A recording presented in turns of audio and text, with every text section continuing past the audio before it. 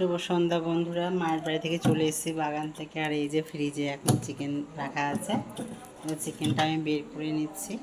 আর চিকেনটা কিছুটা নিয়ে গেছি মায়ের বাড়িতে। আর এই যে এইটুকুটা রেখে দিয়েছিলাম আমি, তো এটা এখন রান্না করব। এখন রাত্রে রুটি আর মাংস হবে, চিকেন হবে।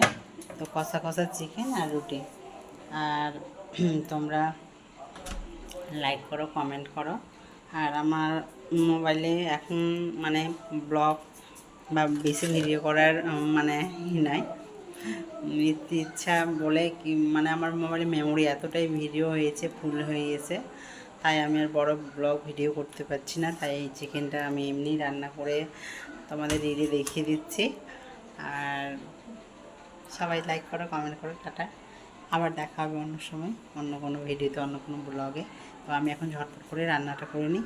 প্রায় এখন 8টা বাজে, 8টা বেজে পার হয়ে গেছে। তো আমি চিকেনটা এখন রান্না করে নিব।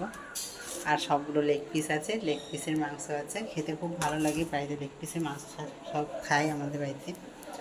আর তোমরা সবাই ভালো থেকো, সুস্থ থেকো। আবার দেখা হচ্ছে বন্ধুরা। তাহলে কোথাও যেও না, সবাই ভালো থেকো, সুস্থ থেকো।